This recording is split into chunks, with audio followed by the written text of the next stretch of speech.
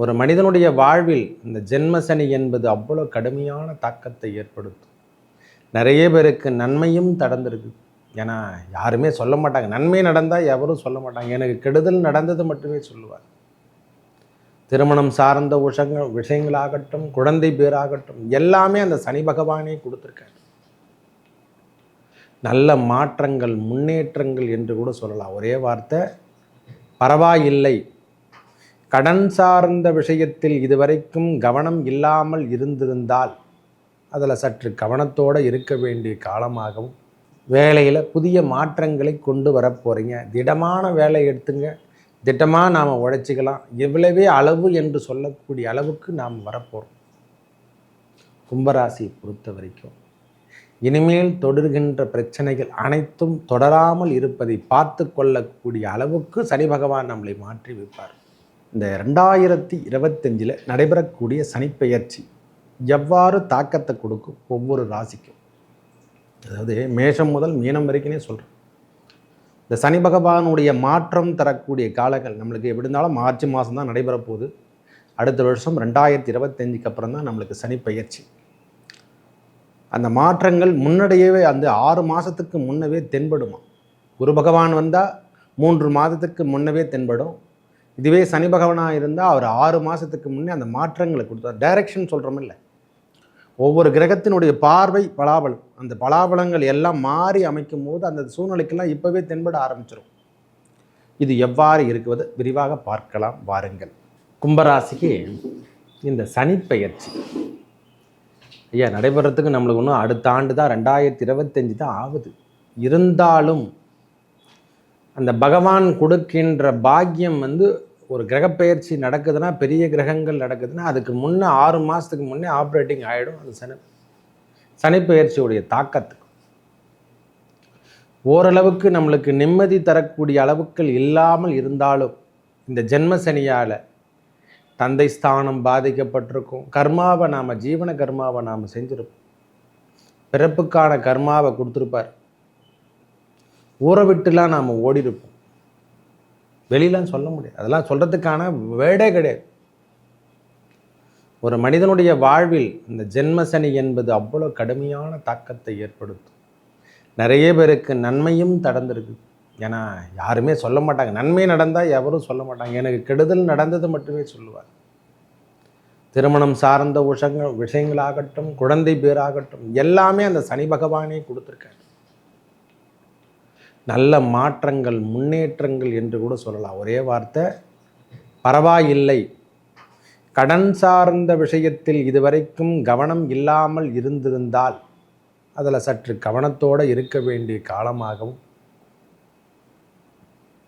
கொடுக்கல் வாங்கலில் நிறைய பிரச்சனையை சந்திக்கின்ற காலமாகவும் இந்த காலம் இருக்கப்பெறும். கொஞ்சம் கொஞ்சமாக செல்வங்கள் அதிகரித்து கொண்டே இருக்கும். நாம் கேட்குற இடத்தெல்லாம் கொடுத்துருவாங்க கடன்.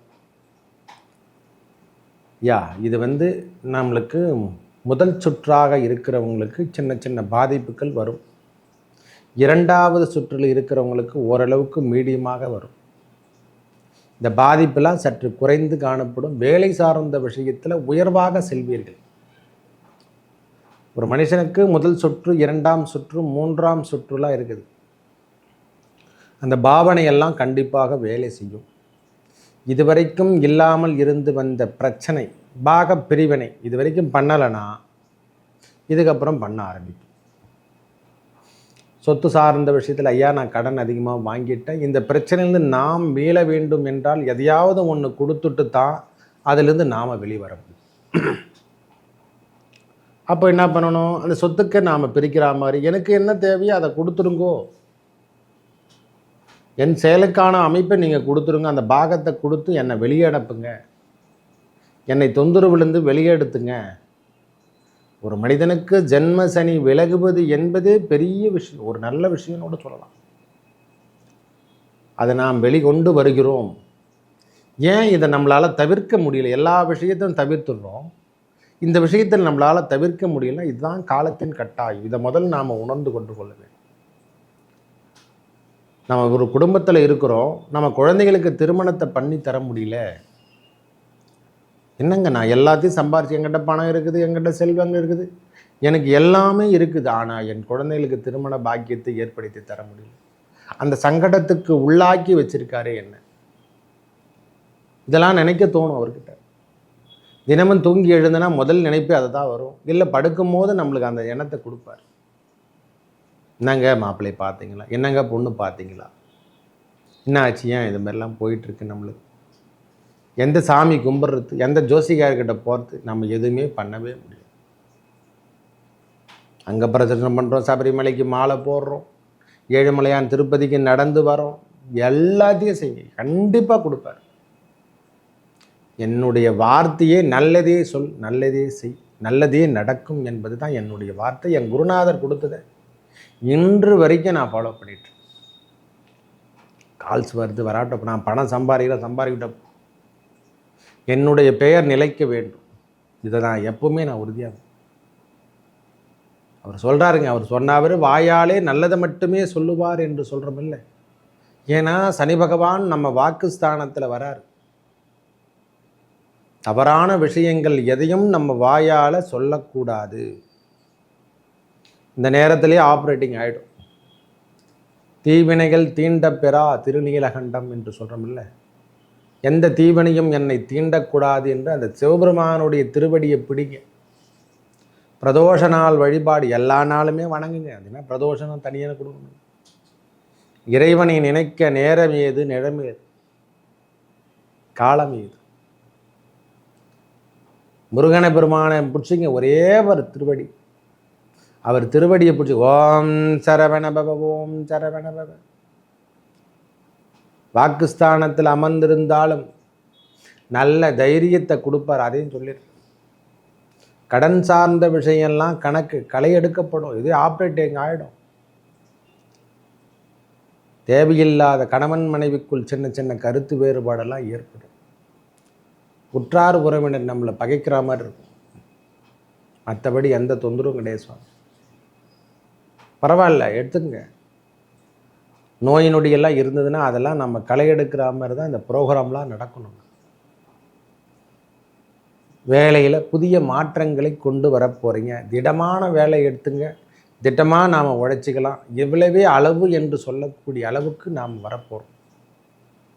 கும்பராசியை பொறுத்த வரைக்கும் இனிமேல் தொடர்கின்ற பிரச்சனைகள் அனைத்தும் தொடராமல் இருப்பதை பார்த்து கொள்ளக்கூடிய அளவுக்கு சனி பகவான் நம்மளை மாற்றி வைப்பார். மனைவி ஸ்தானம் அதிகமாக வலுப்பெறும்.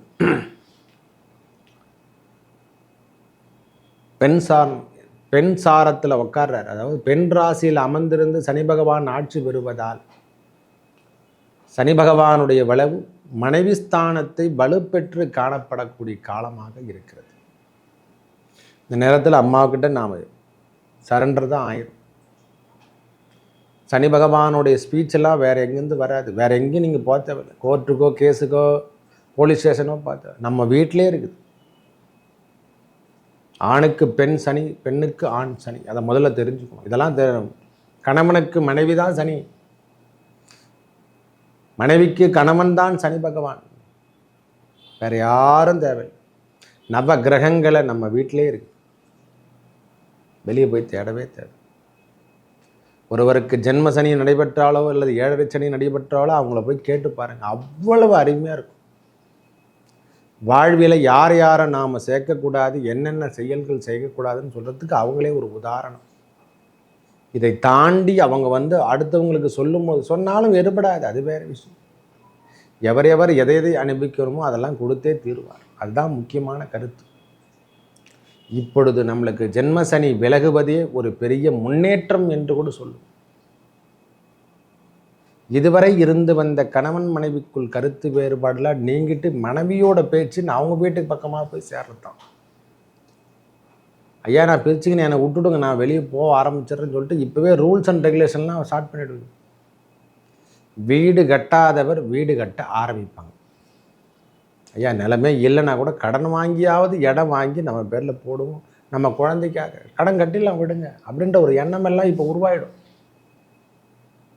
அந்த கால்குலேஷன்லாம் பண்ண ஆரம்பிச்சிருக்கும். நம்ம அந்த பாவனையெல்லாம் வேலை செய்ய ஆரம்பித்து விடும்.